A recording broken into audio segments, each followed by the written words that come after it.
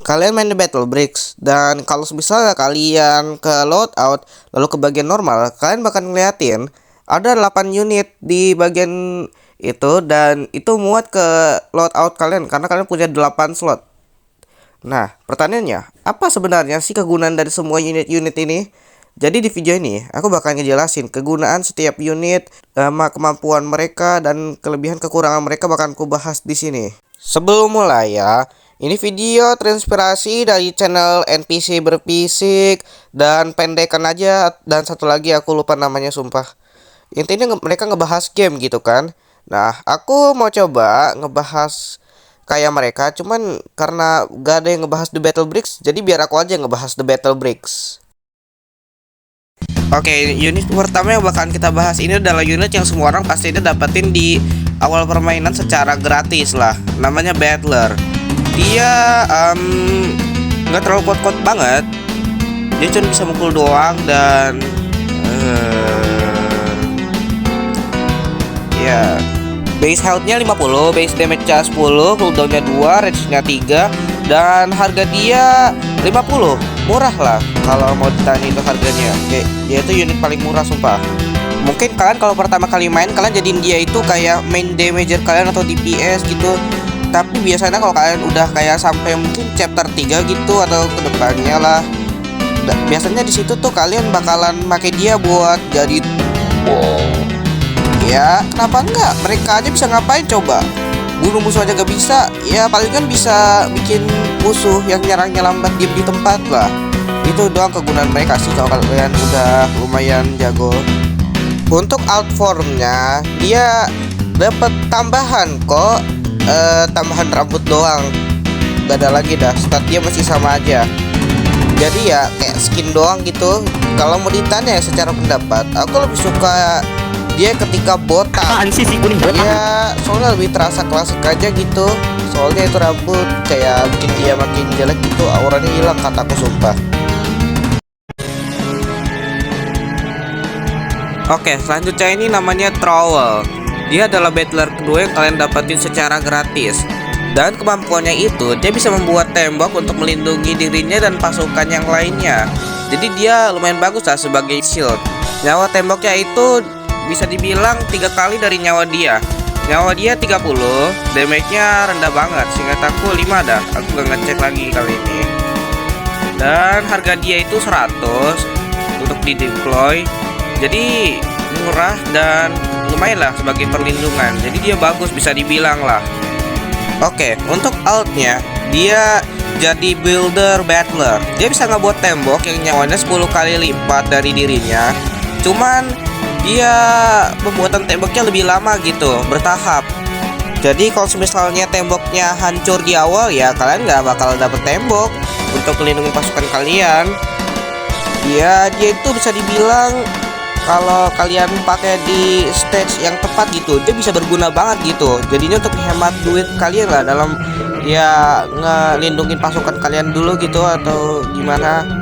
Tapi juga ada beberapa stage yang kalian gak bisa pakai dia, soalnya musuhnya damage-nya langsung gede gitu di awal-awal.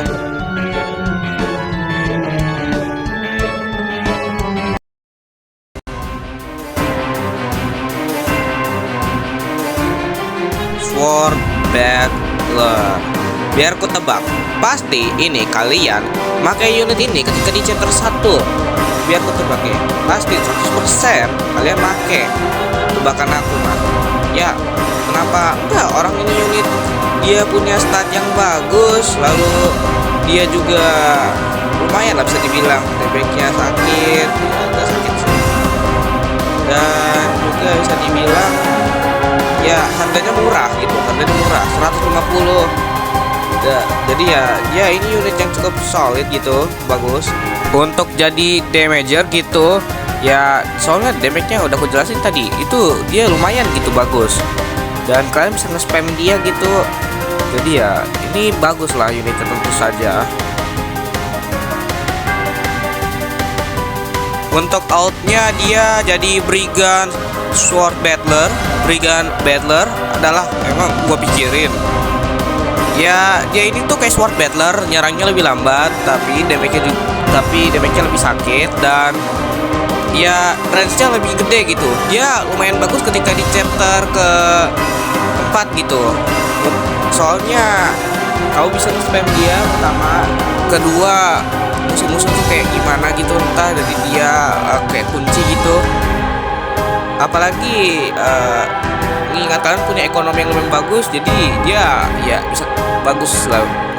Kalau di chapter 1 itu kan kalian pakai sword battler karena ekonomi kalian rendah. Nah, karena sekarang ekonomi kalian bagus dan unit kalian cooldown cepat, udah pakai aja ini Brigand. Emang gua pikirin Slingshot Battler, unit keempat yang kalian dapetin secara gratis. Ya, ini unit tuh bagus. Soalnya dia sebagai DPS bisa, sebagai range bisa gitu. Ya, dia unit range pertama kita juga. Dia bagus karena serangannya cepat, nyawanya 40, health-nya lah. Dan damage-nya 8. Nyerangnya tiap 0,5 detik. Itu bagus banget. Ini alasan aku bilang dia tuh DPS. 0,5 detik. Ini baru real DPS. Jadi ya, aku sarankan kalian ngebawa di unit. Tapi kelemahan dia tuh musuh armor, jangan tanya. Biar the Battle Bricks tahu sama armor harusnya. Stunner Battler, alt-nya dari si Slinger Battler. Dia itu bisa dibilang aslinya mungkin kalian mikir kayak dia kurang bagus. Soalnya sebagian besar yang aku paling permasalahin itu adalah mini boss, musuh yang gede, dan mini boss gak bisa di stun.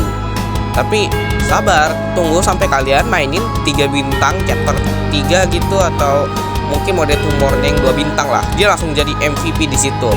Karena ya, apa yang kita tanyain, kalau kalian udah sampai chapter 3 mode tumor kayak 2 bintang atau 3, kalian pasti tahu seberapa nyebelin ini musuhnya. Mereka barbar semua gitu, gak ngasih ampun. Nah, si Stunner bisa berhentiin mereka gitu. Jadinya ya kalian punya peluang buat menang gitu. Soalnya mereka yang harus udah ngebunuh kalian malah diem di tempat sementara gitu. Jadi ya, dia bagus. Wajib kalian bawa kalau kalian di sini. Tapi tergantung juga sih keadaan stage-nya. Soalnya kan ini the Battle Bricks, bukan the Meta Bricks. Oke, sampai sini dulu ya. Soalnya bakal kepanjangan. Dan terima kasih buat Dugong Animation untuk fanartnya. Sumpah aku gak percaya kalau bakal ada bikinin aku fanart di saat aku masih cuman punya 16 subscriber. Jadi tunggu apa lagi? Subscribe.